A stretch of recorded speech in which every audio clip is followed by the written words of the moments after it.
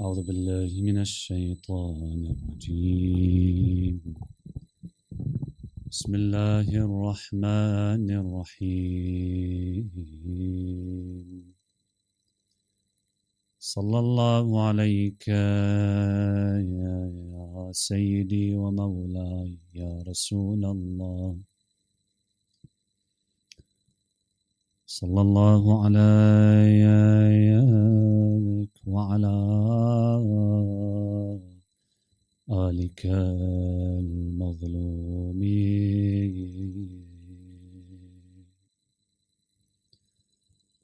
صلى الله عليك يا مولاي وابن مولاي يا أبا عبد الله يا غريب يا مظلوم كربلاء ومسلوب العمامة والرداء يا ليتنا كنا معكم سيدي فنفوز والله فوزا عظيما السلام على الحسين وعلى علي بن الحسين وعلى أولاد الحسين وعلى أصحاب الحسين ورحمة الله وبركاته أما بعد يقول الله تعالى في كتابه الكريم بسم الله الرحمن الرحيم أم خلقوا من غير شيء أم هم الخالقون أم خلقوا السماوات والأرض بل لا يوقنون صلوات.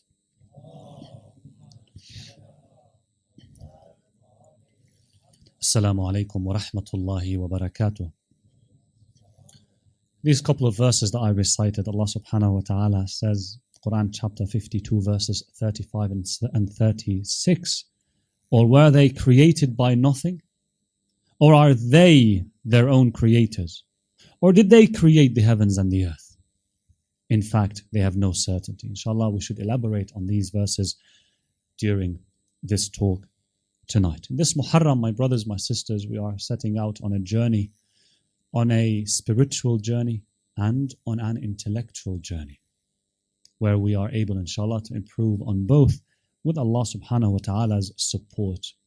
And the topic or the theme that we'll try to cover in this night and in the coming 11 nights is basically, what does it really mean to be a Muslim?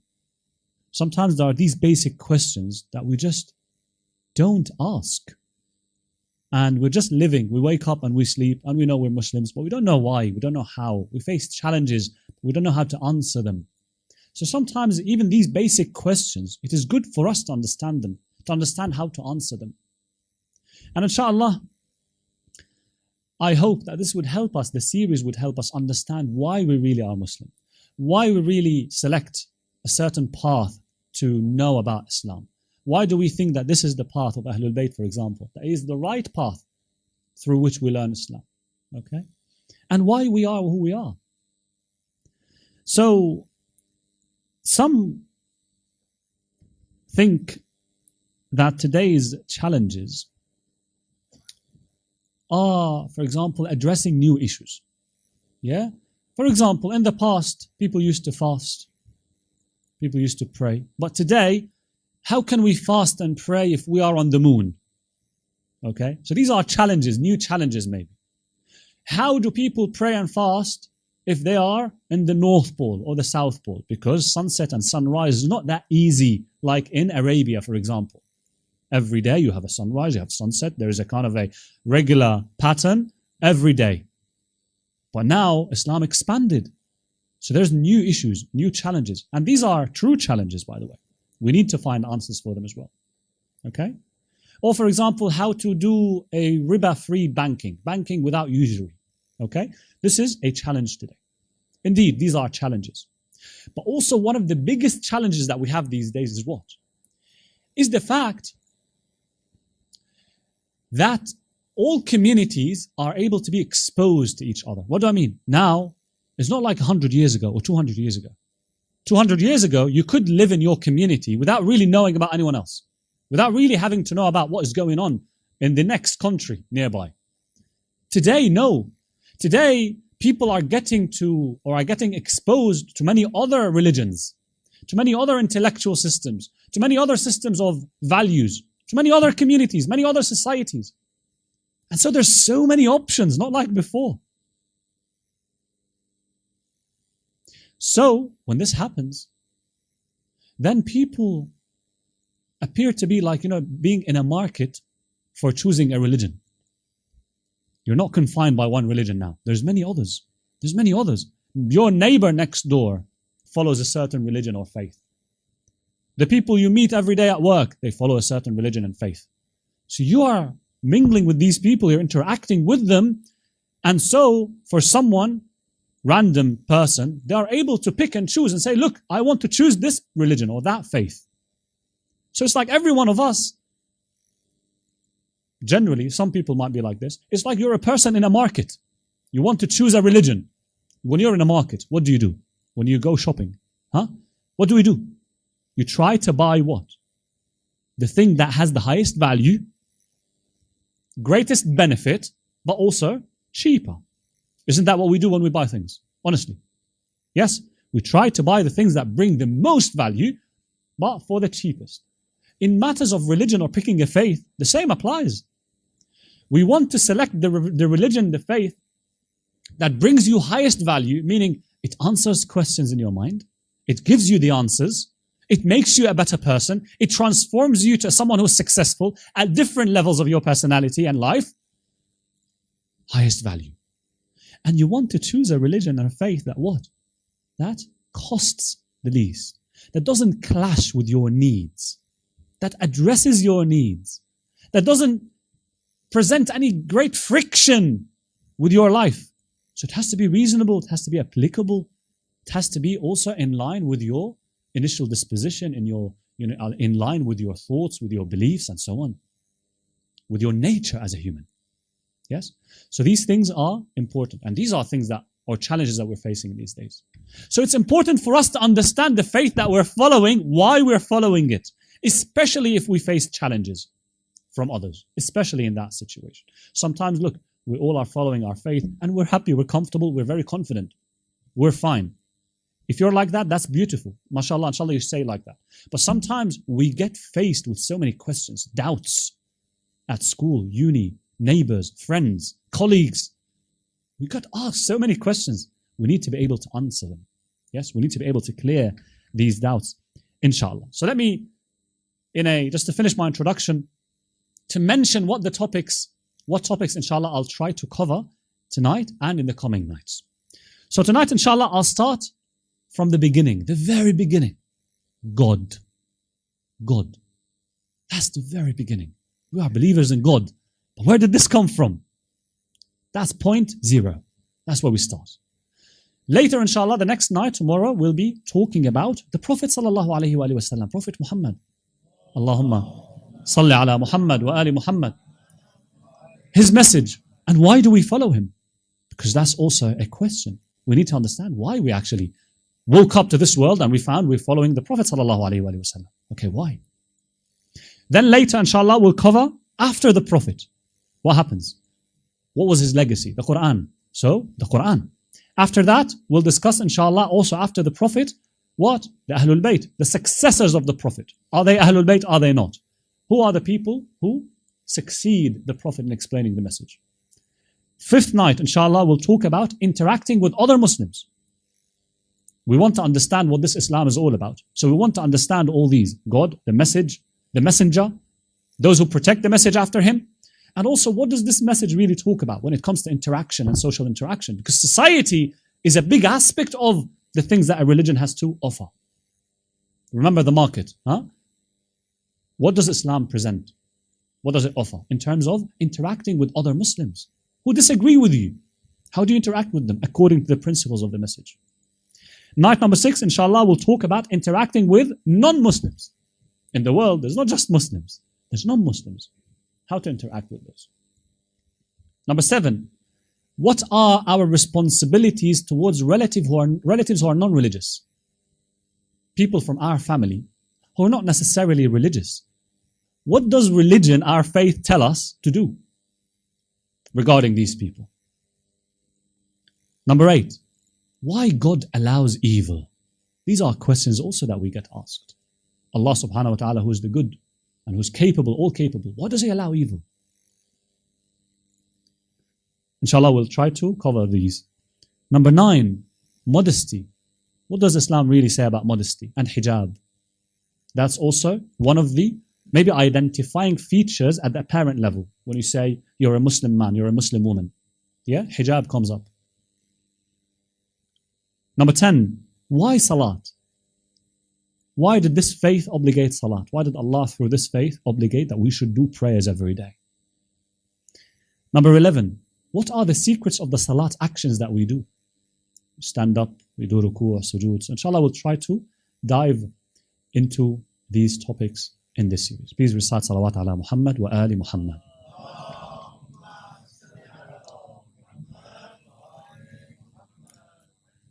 The night number 12, I haven't yet decided the topic, so inshallah I'll see how it goes and I'll leave a room for improvising a topic based on the needs, inshallah. So, tonight, we'll talk about Allah subhanahu wa ta'ala. Let me not call Him Allah, let me say God. Let me say God. That's the beginning. That's the beginning. So what I'll try to cover is, what are the different ways through which we come to understand about God, the existence of God? What are the main demonstrative proofs that we have to prove that God exists? There is God. There is a God. What are these proofs? Demonstrative ones, rational ones. Then we'll talk about non-existence of God. As in, do we have any proof that says that there's no God? Is there any proof that says that there is no God? We'll cover that. What's the relationship between God and science? When we have improvements in science, advancements in science, does that say that there's no God? Is there a relationship between the two? And inshallah, if we have time, I'll cover some attributes of God. Okay? So, we're all here, alhamdulillah. All of us, we believe in God. We believe in God. These are us. We are believers in God. But we might have come to that belief through different ways. Most of us, through some way, through maybe teaching, right? But generally, the ways by which we come to understand God can be many. Can be many.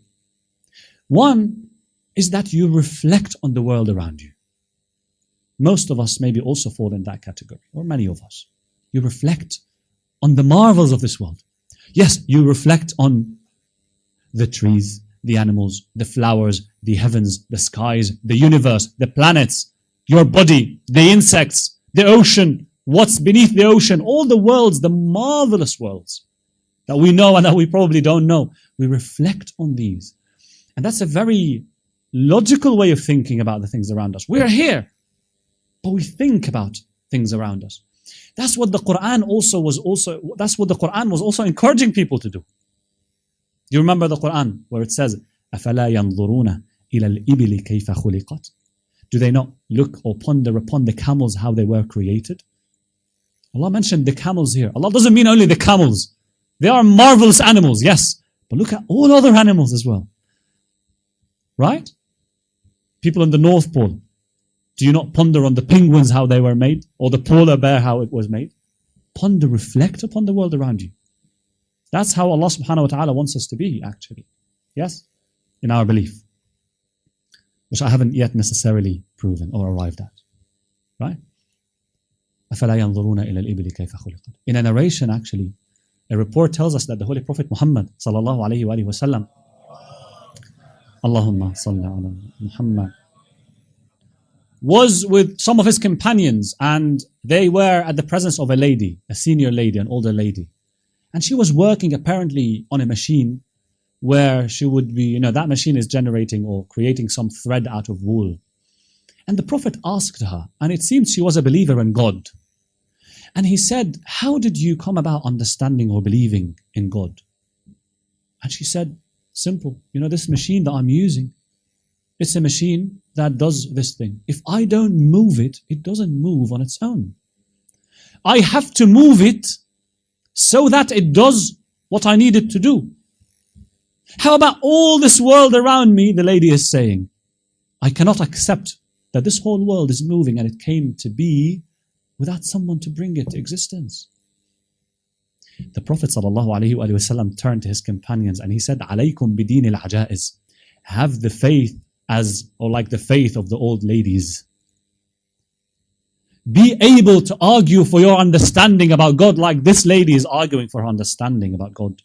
Have that understanding. So this is one way that we come about what? Understanding God. Understanding that there is a creator. There is a mover of this world that we woke up and we found ourselves in. So this approach tells you really you just have to what? To tune your mind to the marvels that are going around you or running around you. Sometimes look, because we're running on the treadmill of life, we get used to things. We get used to things. We get used to the fact that we wake up after we sleep. Do you know how marvelous that is actually? But we just got used to it. It happens often that we forget how great it is. A miracle. You just wake up. Sometimes there are things that happen to us. We feel like, oh my God, that's a miracle. Why? Because we realize it's a miracle because it disrupts our expectations. We're not expecting it.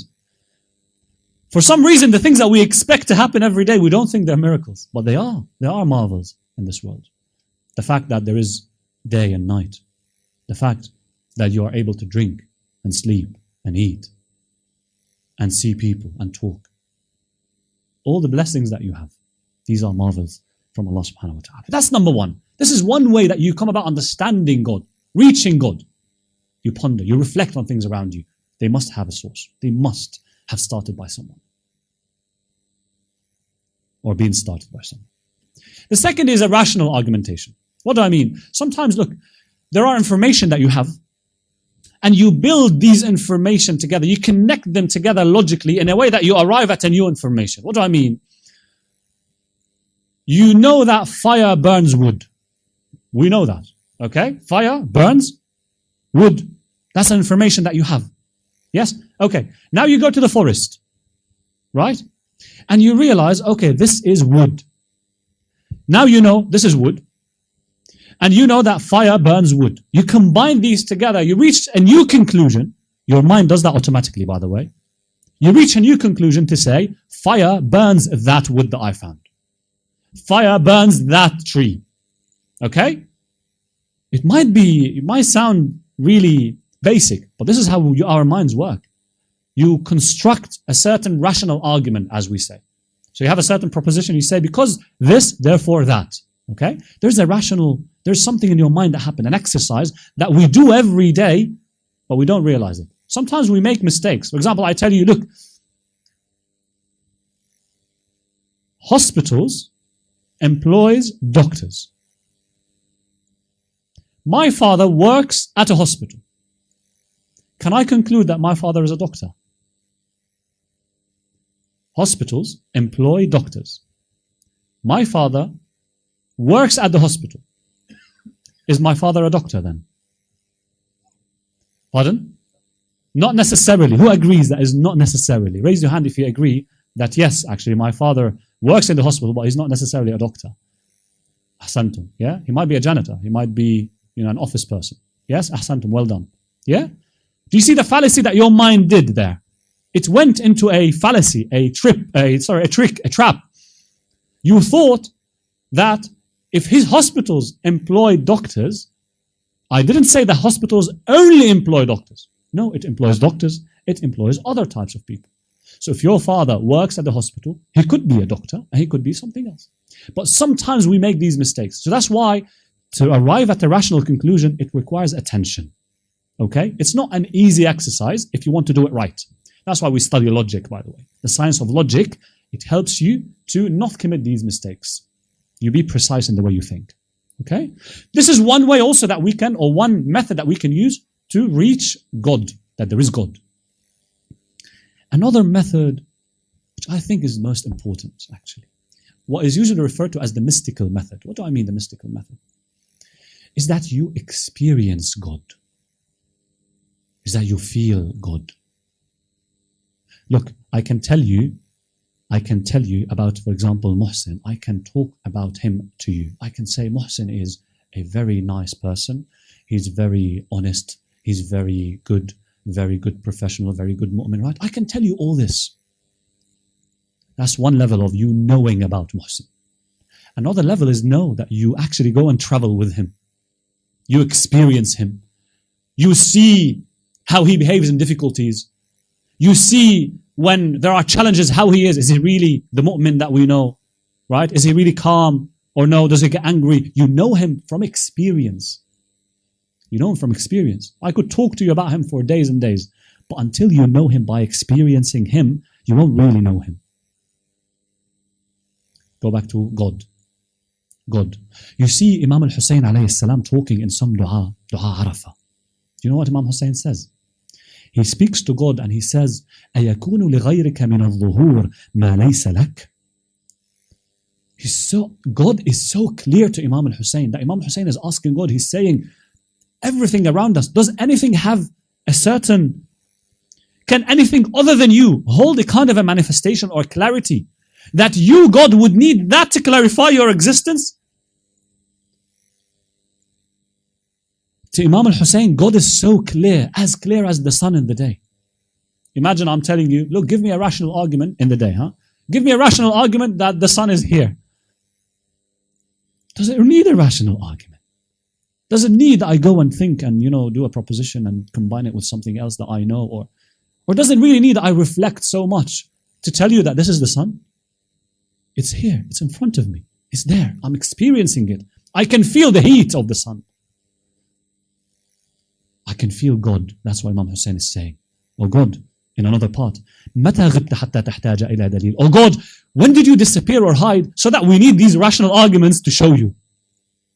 You are there, you're everywhere, you're so clear, you're so manifest. It just requires that we tune in with our hearts.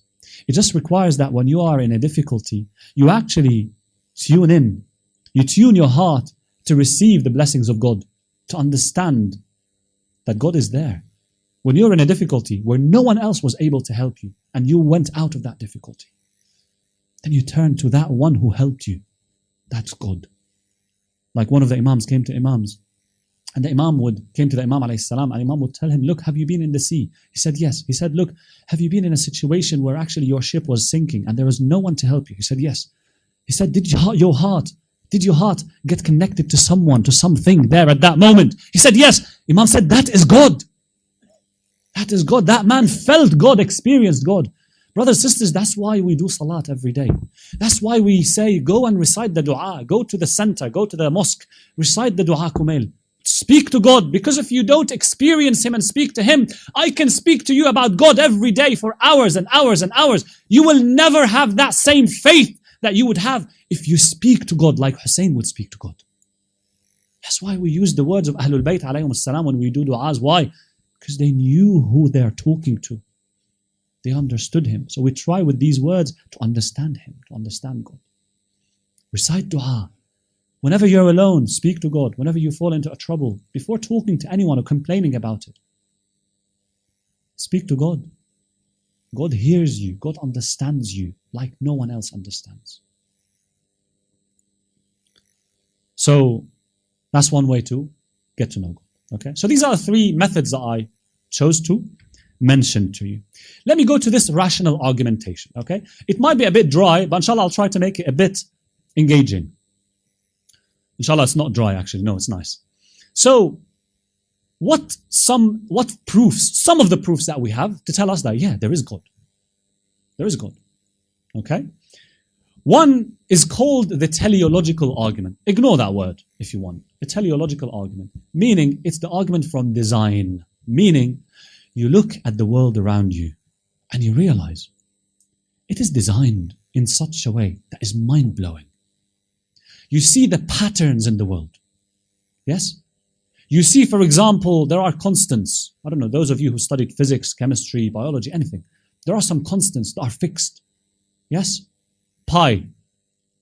Let's go. Pi. Do you know what pi is? What's the number pi? Yes. 3.14. It's a ratio. It's a known scientific ratio. That is, if you measure the distance or the perimeter, the length of the perimeter of the circle, and you divide it by the length of the diameter, that's a fixed ratio in every circle, no matter how small it is or big it is. It's a constant. Gravitational acceleration, 9.8 something meter per second. Yeah, if something is falling, that's the gravitational acceleration. Planck's constant. All these constants in the world. Yeah, these are. You cannot say that these are just accident. That's yes, by accident, we have these ratios consistently in the world. So, this is what this argument says. It says, if you look at the world, there is great harmony in this world. There's great harmony. Okay? There's mind-blowing harmony. I'll give more examples. The motion of the moon around the earth. The motion of the earth around the sun. That generates for us what?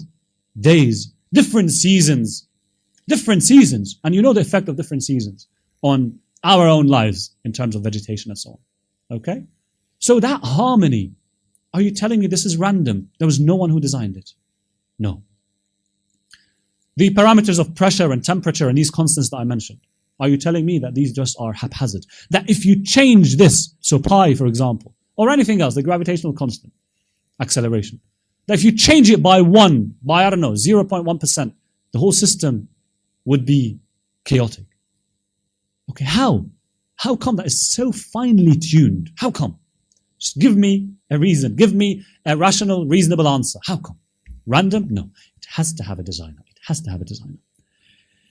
Other examples, the way the stars move, the way the planets move, the way the sun or the earth works around or rotates around the sun. We are now able to predict, well not now actually, from even long ago. We can predict when the solar eclipse will happen for the next 100 years. The precise date, the precise time. Why? It's because this world is operating like a clock. It's a clockwork. It's a clockwork. Some say, oh, there's a lot of chaos. Yes, fine. There's a lot of things that you probably don't understand, the rules that govern them. But go and analyze, go and observe, go and study. The world is working like a clockwork. That's one. There's harmony. The other thing is that not only is there harmony between the things or amongst the things that are in this world, not only is there harmony, but there is purpose.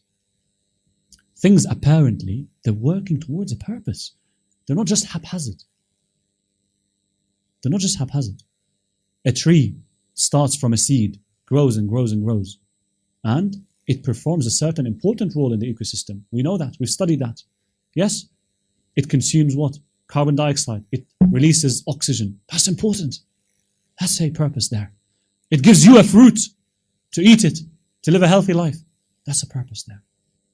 It's not haphazard. Other examples. You see how we humans, now we all are sitting here, how we started from a cell that multiplied and multiplied and became an embryo, and that became a baby, and that became a toddler, a child, then a young person, then someone like yourselves here, able to think and feel and meet people and invent things. Isn't that serving a certain purpose? Did we not start from something that's very simple, yet things operated together such that it produces this beautiful person that is sitting here? It's not random. It's not haphazard. Another example, you know the temperature difference on Earth. Yeah? So the Earth is rotating on itself, and it's rotating around the sun. Naturally, there will be places on Earth where there is higher temperature than other places, isn't it? Right? Do you know how important that is? That the difference in temperature on the surface of the Earth causes different in what? Atmospheric pressure. And that causes what? Generates what? Wind. Do you know how important wind is for the sea life? For vegetation, plants. Do you know how important that is? Starts from where? Change in temperature. Something that if we don't think about it, we feel like it's random. It's not random. It's serving a purpose. There is a purpose behind things. So if you study all this around you in the world, you realize, man, that cannot be a coincidence. It just cannot be. It just cannot be. Imagine, for example, I tell you, look, go to an island, and you went to an island, and you found a sword that was sharpened, a sharp sword. Can you tell me this came randomly here? The first thing you would think of, someone was here. Someone brought this sword, someone sharpened it, forgot it here, placed it here. You found a cottage, a house. Can you say, well, it's just there? It's just there, it built itself. There's no reason, there's nothing nothing that built it. You saw a helicopter. Well, that helicopter it's just there. There's no one who made it. No, you can't accept that. You can't. You say, no, someone must have built that helicopter. But for some reason you see a mosquito, which is, the system of which is far more complicated than a helicopter, which I hope we all agree, that a mosquito is a much difficult thing to engineer and make than a helicopter. Why would you think then that a mosquito came by coincidence? It had no designer. So we cannot accept that. So that's a simple example on an island, by the way. I haven't talked about the sophisticated universe that we observe around us. Okay? I'll mention an example just to do numbers, yes? To calculate the probability. Let's go through an exercise together. An exercise, okay? If I tell you we found a typing machine that on its own, it types random things. It generates random texts. I tell you, okay, look, what is the probability that this machine would type a certain verse of poetry? What is the probability? How likely it is that this machine, which is typing random things, what is the probability or the likelihood that it would type a small phrase that is meaningful, verse of poetry? What is the likelihood that this machine randomly types, مَا رَأَيْتُ إِلَّا جَمِيلًا? I haven't seen anything but beauty. Beautiful phrase, very deep phrase that Lady Zainab said after Ashura, okay? At the presence of these tyrants. She said that beautiful phrase. Okay, let's say this machine is typing randomly, but randomly it typed, I have not seen but beauty. Do you know what the likelihood of this? Do you know what the probability of this? The probability of actually it typing the first letter being I, what is the probability there? How many letters do we have in the English alphabet? 26. Okay, 26 letters. The probability that it gets the first letter right is 1 out of 26. It's not a very high probability because there's so many letters. Like, why would the machine not type A first? Why would it not type K first? So it typed I.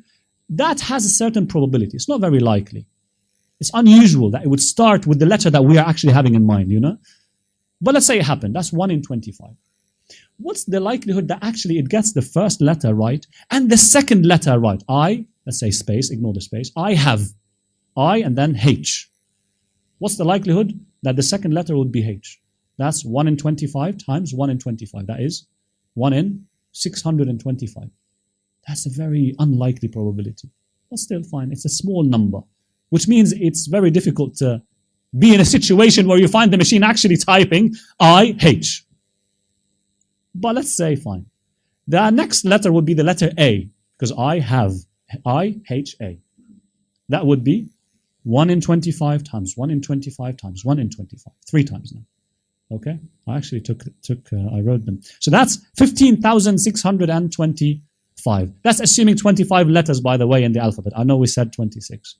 If you calculate these around 20 letters of phrase, I have not seen but beauty. Do you know what probability that is? How likely it is that a machine randomly types a very short, meaningful phrase. That's 10 to the power 28. That's 10 trillion, trillion, trillion. 1 in 10 trillion, trillion, trillion. That's negligible. No rational person would say, yeah, that actually could happen. No rational person would say that. Yeah, it's possible that a machine randomly typed a beautiful phrase. And that's a small phrase, by the way. That's a 20-letter phrase. That's not for example, a poem, complicated one, a deep one. That's not a book. That's not the universe. So you can't come and tell me the universe came by chance.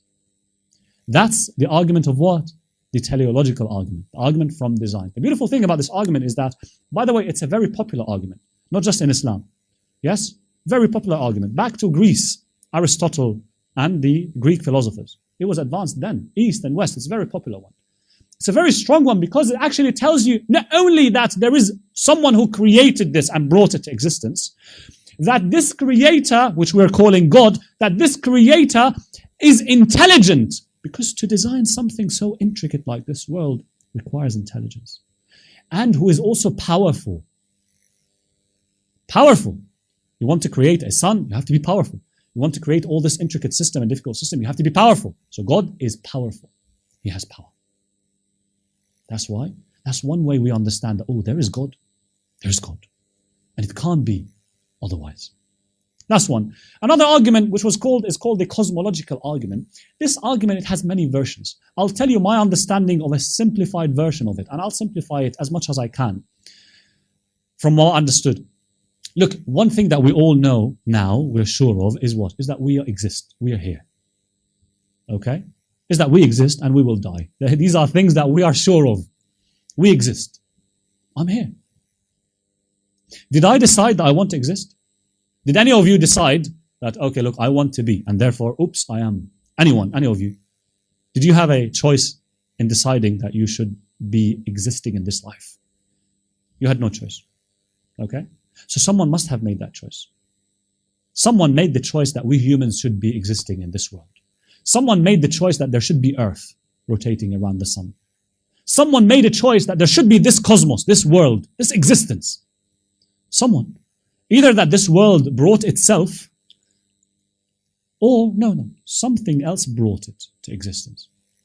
Now we look at that something else. We say, look, the world cannot have brought itself to existence because it could have just not be. Why it is? Why is it? Why is it here?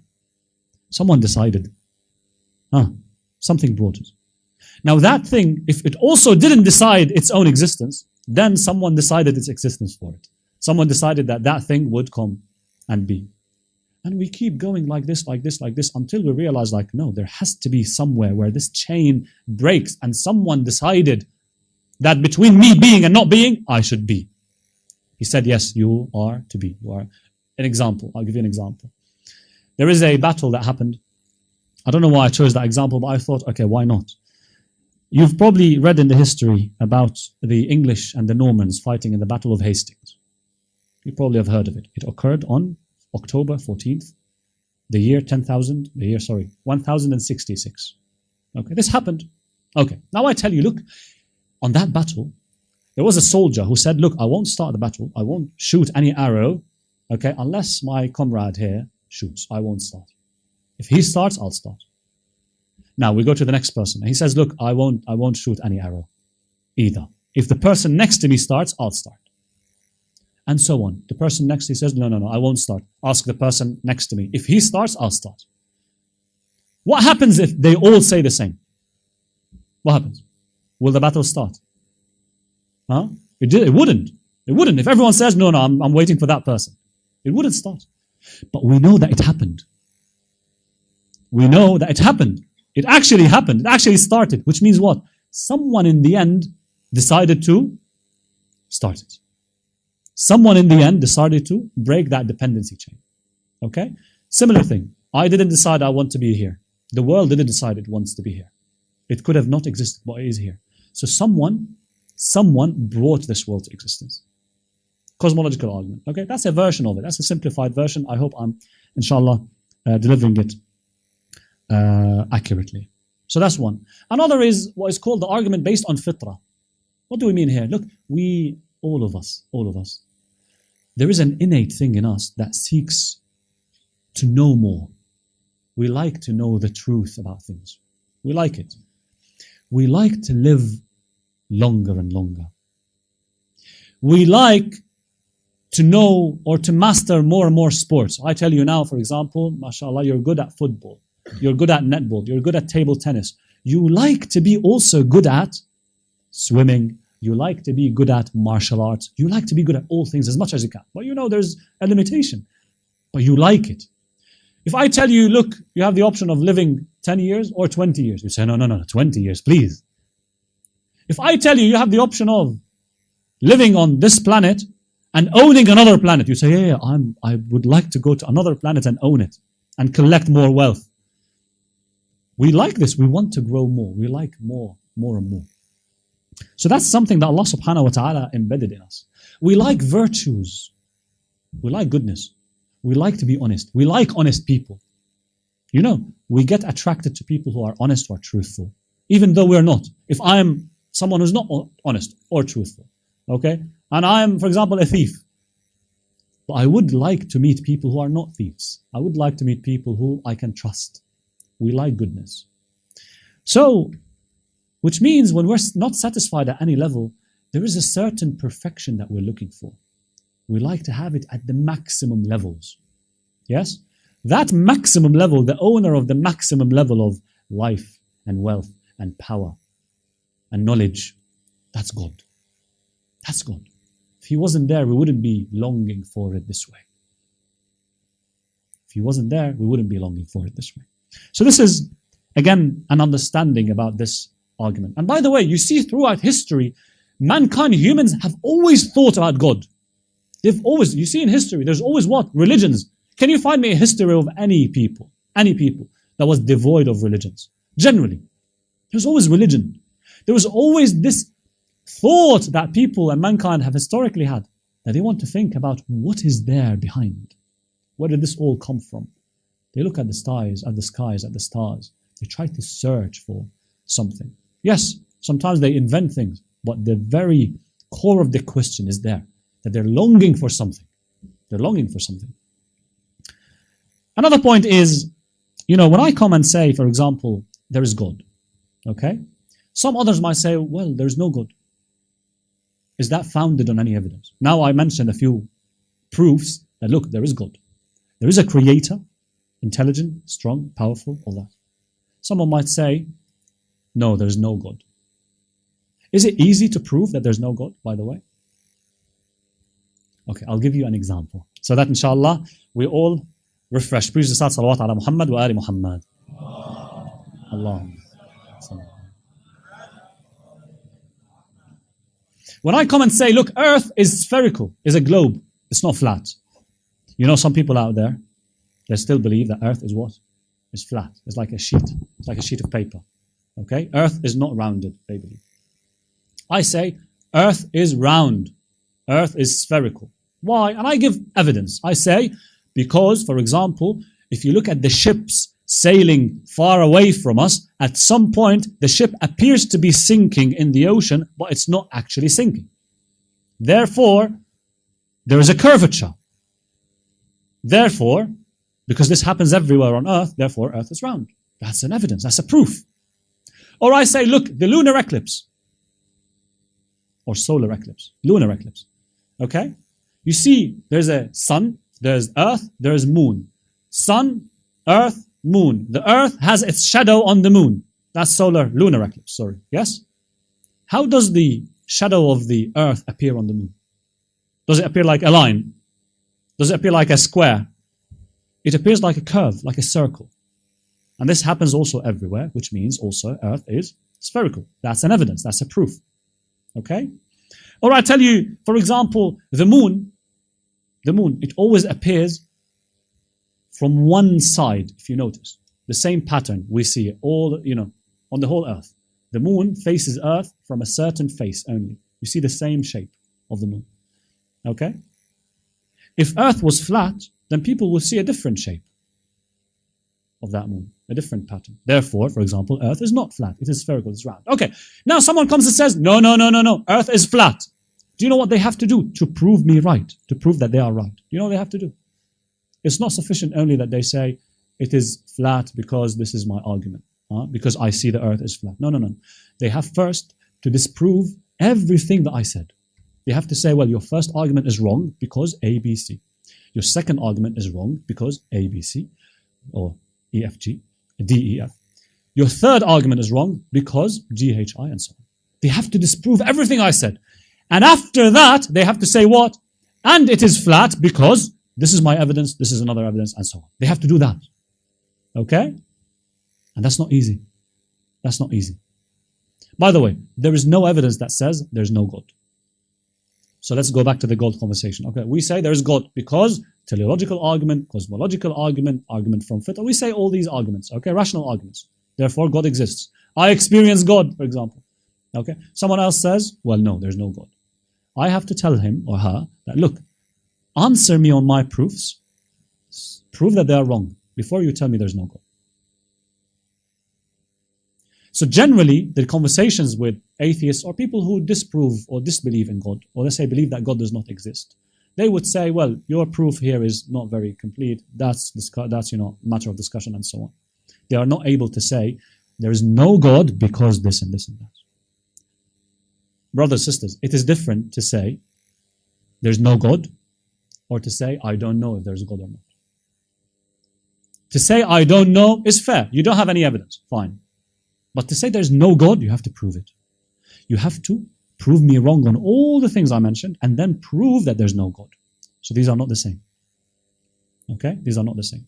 Generally, these people who try to disprove God and say God does not exist or, there's a problem, the strongest thing that they might have is to say, well, the problem of evil, which inshallah we'll discuss in one of the nights. Why God allows evil? Why does God allow evil? God, you're saying that your God is good, is powerful, is capable.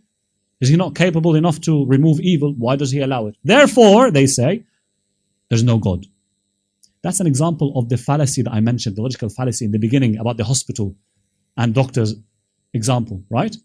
That's one example of it, applied in real life. Some people say, well, because of this, there's no God. Habibi, no. No, go to all my arguments, disprove them first. Plus, there is a fallacy in the way that you've formulated that argument. If this is true, it proves that God is not good. But it doesn't prove that he is not there. He's still there. You're saying he's there. It doesn't prove that there's no God. So we need to make sure that we pick our arguments. And some people also start saying, look, there's no God because we have science today. We've advanced so much in science that we don't need to say there is God. We have evolution to explain how we came to be. Therefore, we don't need God. That's another fallacy, by the way, logical fallacy, because they're not interrelated. Because for the believers like yourselves who argue for God, in fact, the more sophisticated things we discover about this world, the more strong our belief in God becomes. Because we realize that actually God, we don't see God as someone who, if we don't find an answer for something, then we say, oh, we don't know, therefore it's God. That's a big misunderstanding by those people. Some people think that we believe in God because we couldn't explain how the clouds rain, and therefore we had to invent something to call it God. God does it because we don't know. That's a misunderstanding, bro. That's a misunderstanding of what we believe. Well, we don't know how we were created or how we were made as humans. Khalas, God made us. But there's evolution, therefore your God is not there. No. The more sophisticated science becomes, the more faithful we believe, the more faithful we become, the more faith we have in God. Because God is the creator of all these laws. They didn't come from nothing. What I want to say is, advancements in science, it makes us more believers that there is someone who brought this law, this rule, these sophisticated laws to existence. I'll finish with this. I know, inshallah, I crossed my time a little bit. But I'll finish with this because it's important. Inshallah, a couple of minutes. We talk about God. We discovered now that there is God. Okay? But how is this God? As in, what can we know more about him? Or her, or it doesn't matter. We're referring to that creator. So now from that argument from design, we said that God is creator, intelligent, and powerful. Okay? What other things? The cosmological argument. We said that God, he brought us to existence. He brought us here. And he needed nothing to bring him here. He needed nothing. God needs nothing. We need him in everything. But he needs nothing. He needs no one. This way we prove that he doesn't need space. He doesn't need time. If he doesn't need time, then he's not subject to change. And he doesn't change. Yeah? There's so many things that we can start saying about Allah subhanahu wa ta'ala. That, for example, he can't be physical. Because if he's physical, if he has a body, it means he needs his body to eat or drink or whatever. And he needs a room or space or time to contain him. Therefore, he needed time before he is existing. Which means that's also contradiction with what we found rationally. Okay? So we need to make sure that we actually think about God as he really is, not as we feel. Okay, we think, God must have a head because we have a head, and therefore God has to have a head. He has to eat because we eat. That's not a right way of thinking. That's a logical fallacy. Remember, we need to purify and refine the way we rationally think about God. Okay, this is why there's this science of, it's good to study philosophy, theology, because you are able to understand then these things.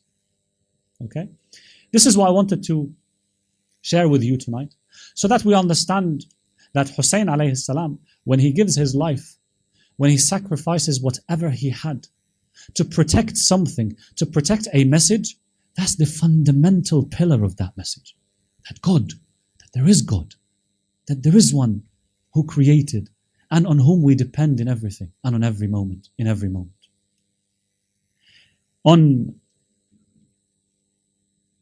Muharram, we are commemorating the tragedies that befell Sayyid al-Shuhada, Imam Hussain alayhi salam, and his family, the family of the Holy Prophet Muhammad sallallahu alayhi wa alihi wasallam.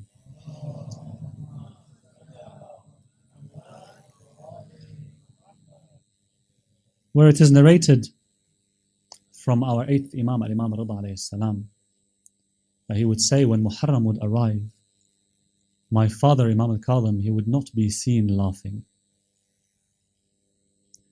until 10 days pass, and on the 10th day, that would be the day of his grief and sadness and weeping and lamentation. In the year 60 Lil Hijrah, 6 months, 7 months around or before the time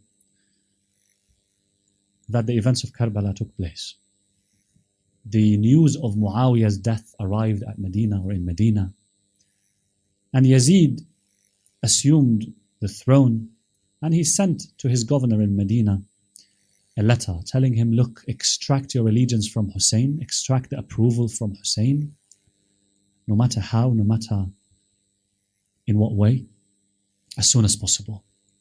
And if he disobeys, do what is necessary. Imam Hussain obviously refused, and he left Medina towards Mecca. When Imam Hussain alayhi salam was in Mecca in Ramadan in the year 60 Lil Hijrah, he sent Muslim bin Aqil, his cousin.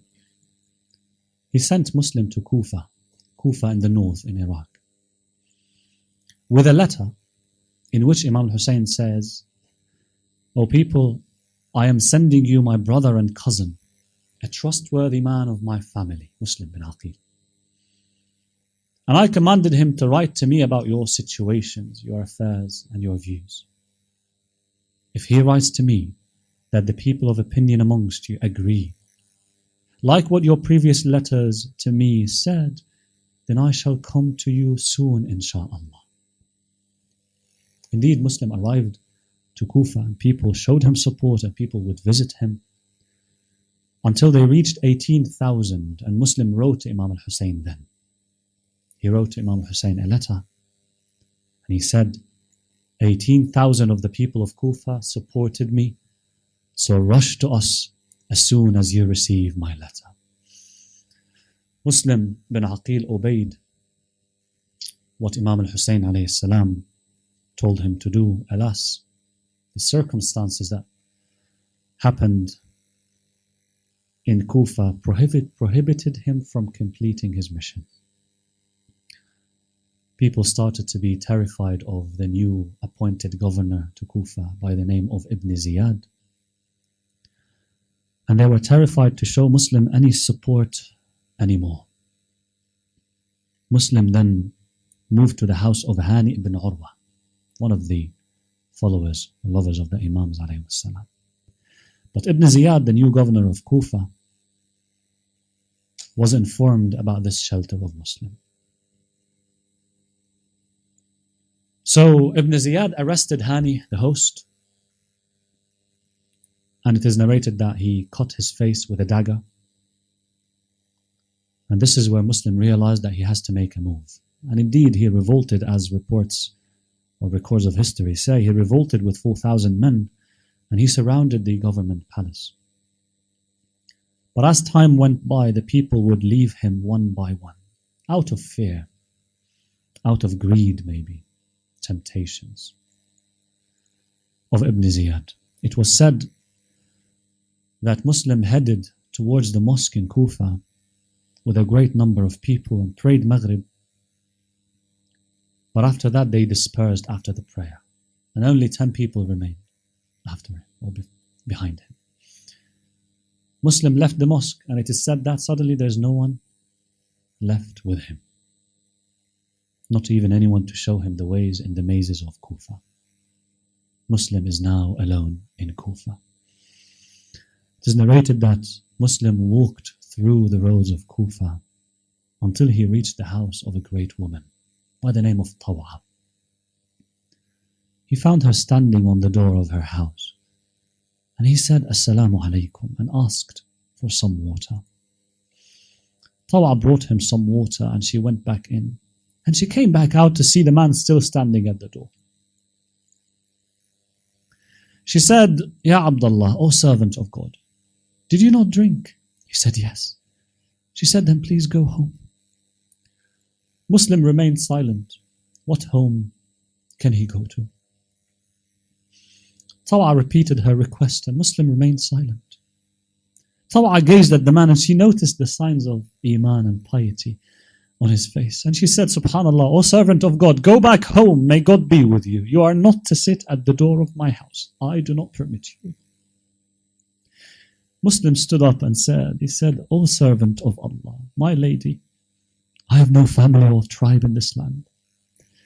Would you be kind enough to help me? Perhaps I can reward you someday." And she said, "Then who are you to reward me? How can you reward me? What do you mean?" He said, "I am Muslim, son of Aqil." And she knew who he was. "I am Muslim, son of Aqil, and these people deceived me. They invited me, and they turned their backs on me and left me alone." The lady answered, "Are you really Muslim bin Aqil? The Muslim bin Aqil?" He said, "Yes." She said, "May I be sacrificed for you?" And she allowed him in. But her betraying son sold him out to the enemy. And it is narrated that the soldiers arrived very early in the morning. Muslim prepared himself for his destiny. He thanked Taw'a. Muslim then charged against the soldiers who were trying to arrest him, but they were too many. Eventually they arrested him and they took him to Ibn Ziyad. Ibn Ziyad gave the order to them to behead Muslim. They took Muslim to the roof of the castle while Muslim was remembering Allah.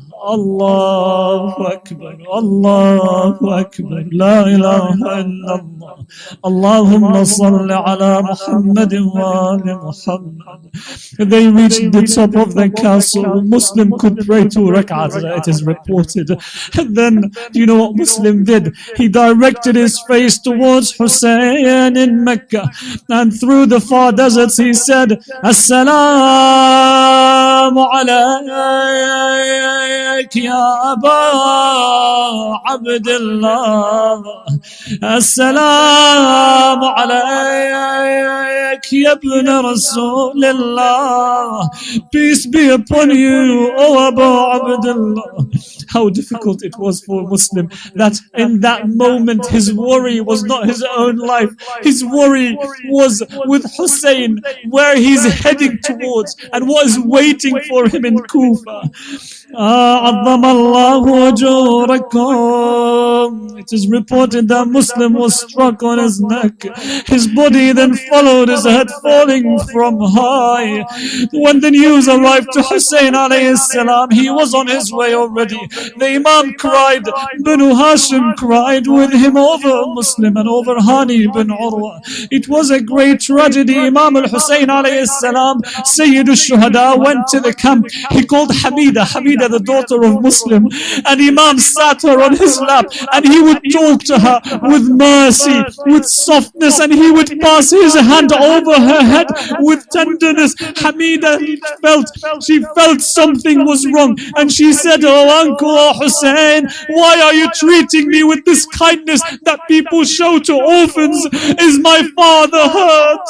Hussein alayhi salam said to her, "Oh daughter, If your father is hurt, then I am your father, and my daughters are your sisters. The Imam couldn't even tell her the bitter truth directly. How broken was the heart of Imam Hussain over the little Hamida. Zainab, Zainab, Hamida's cries that broke my heart. Zainab, hug her. Wallahi, being an orphan at such a young age is difficult. Allahu Akbar. Allahu Akbar, how the news was on the heart of Hamida. How sad for her to realize she lost her father in that way, and she soon will lose her uncle Hussein. ما نسيتك ما نسيتك بويا يا مسلم يا غالي، ما نسيتك يلي ما فارق خيالي، ما نسيتك يا دليلي ويا دلال. إنا لله وإنا إليه راجعون. سيعلم الذين ظلموا أي منقلب ينقلبون والعاقبة للمتقين. إلهي نقسم عليك بالزهراء وأبيها وبعلها وبنيها والسر المستودع فيها، فرج عنا يا الله. Ya Allah, we ask you بحق محمد وآل Muhammad that you may accept from us these tears, that you may purify our hearts with these tears, that you may accept from us the little deeds. Ya Allah, we ask you that you may grant the hajat, the needs of every needy. Ya Rabbi, we ask you that you may answer the prayers of everyone in need. Ya Rabbi, we ask you that you may grant the quick and speedy recovery to every one of the mu'mineen and mu'minat, especially members of this community, people present in this majlis and their relatives. Ilahi, we ask you that you may send your blessings and mercy to all those who passed away, of the people, of the relatives of those present in this majlis. Ya Allah, with 5 times Amma yujibul muttar.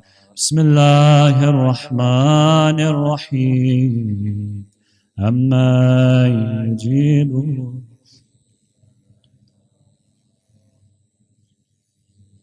أما يجيب المضطر إذا دعاه ويكشف السوء. أما يجيب المضطر أما يجيب المضطر إذا دعاه ويكشف السوء. أما يجيب المضطر ويكشف السوء. إلى أرواح المؤمنين الفاتحة مع الصلوات.